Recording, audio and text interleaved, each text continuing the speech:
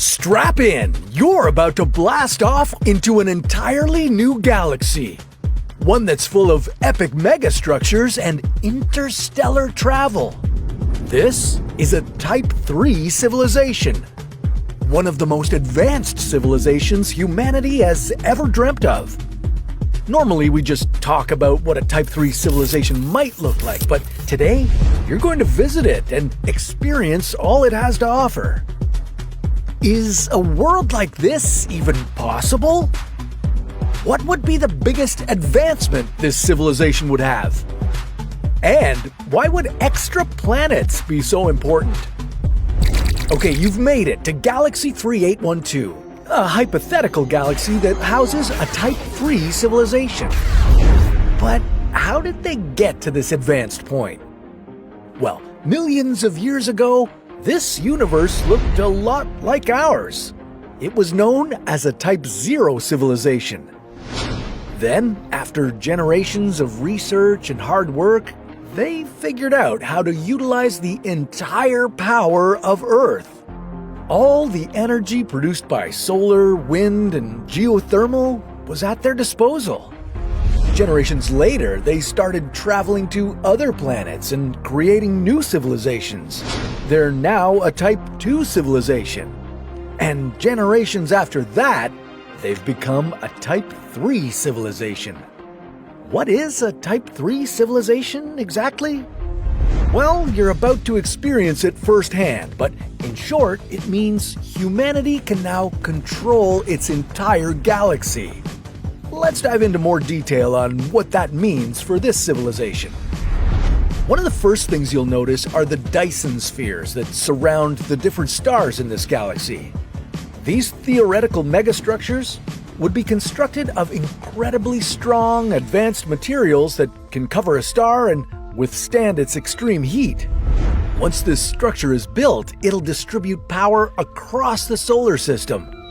This will allow the civilization to create and power things bigger and better than ever before. Interstellar travel, planet colonization, and more that we'll get to a little later on.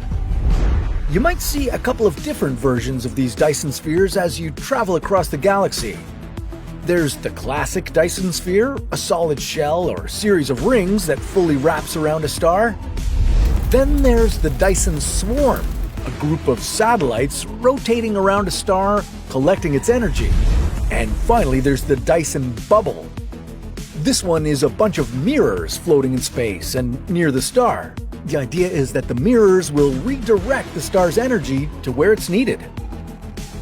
Okay, we've stared at the sun long enough. Now it's time to experience the different ways you can travel around. You might fancy a hyper-advanced spaceship. SpaceX or NASA can't come close to what a Type 3 civilization offers.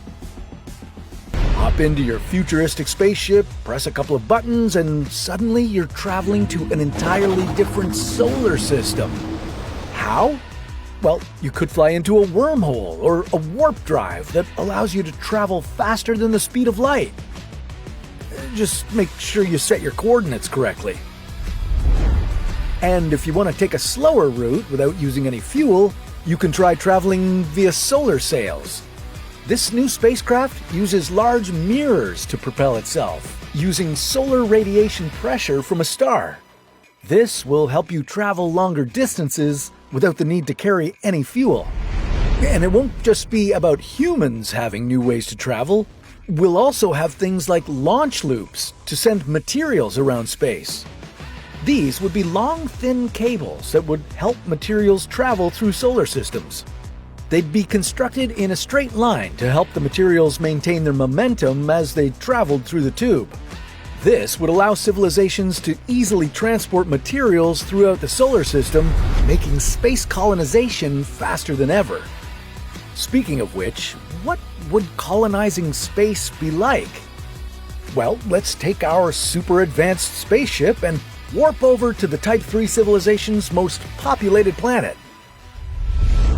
As soon as you arrive, you'll be overwhelmed by an advanced and futuristic space colony. But it wasn't always like this.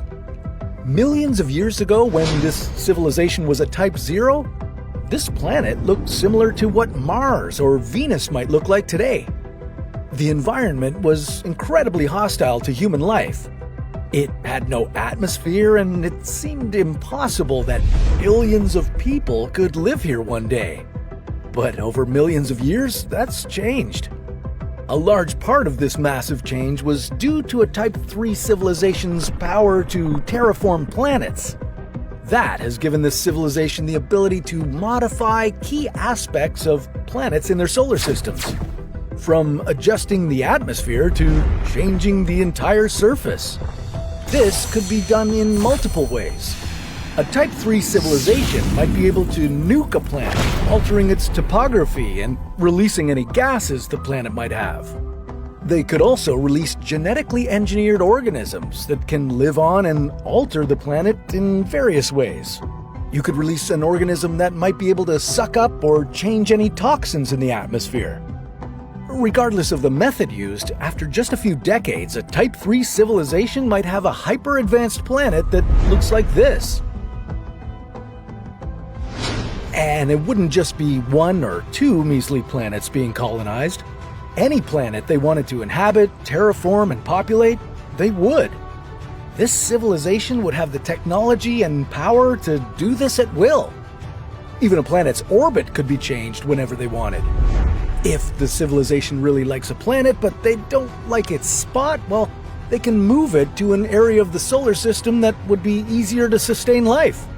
This would be done with things like large-scale thrusters and the ability to alter gravity. But planets wouldn't be the only places humans would live in a Type 3 civilization. Let's go check those out. Okay, remember the Dyson sphere we looked at earlier? That's a megastructure, and there are a lot more of them throughout the galaxy. One of them being the O'Neill cylinder. This habitat is a massive rotating cylinder. It's 6.5 kilometers in diameter and 26 kilometers long.